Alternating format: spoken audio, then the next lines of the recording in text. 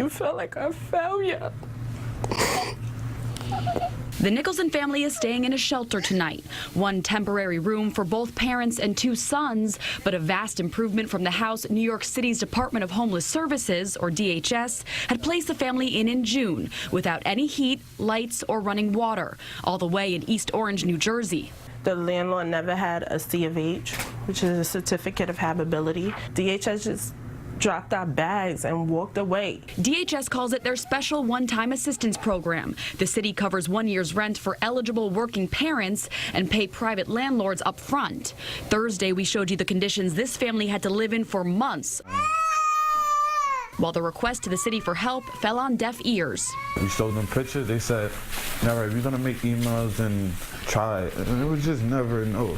Homeless advocate Jacqueline Simone says once a family leaves the 5 boroughs, they lose vital resources. If the landlord is in New Jersey and the tenants are in New Jersey, they wouldn't be going through New York City Housing Court. The landlord won't answer his phone for us, so after our story first aired, we spent Friday calling, emailing, and reaching out to DHS every way we know how.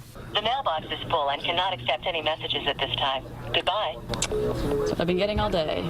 Meanwhile, the East Orange mayor and property inspectors are taking it upon themselves after seeing our story to tour not only the Nicholsons' home, but the attached unit where DHS placed a second struggling family. Yeah, it's probably even colder than that. So cold, there's an icicle coming out of the tub faucet. It probably was, you know, because of your story. Honestly, I wouldn't have known. DHS has to be held accountable. An East Orange inspector had issued several violations to the landlord in August, but faced the same roadblocks we're facing. We haven't been able to contact the landlord or DHS. When DHS finally picked up my call, a spokesperson told me the commissioner cannot do an interview because he's busy running the agency. Did the city ever inspect the house on its own before sending this family there to live?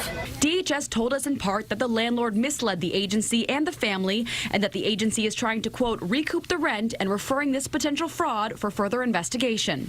When it comes to helping the Nicholsons, DHS says it is in contact with the family. But I talked to the father late this afternoon. He said DHS spoke to his family in the shelter, and all they did was verify that the Nicholsons are no longer in New Jersey.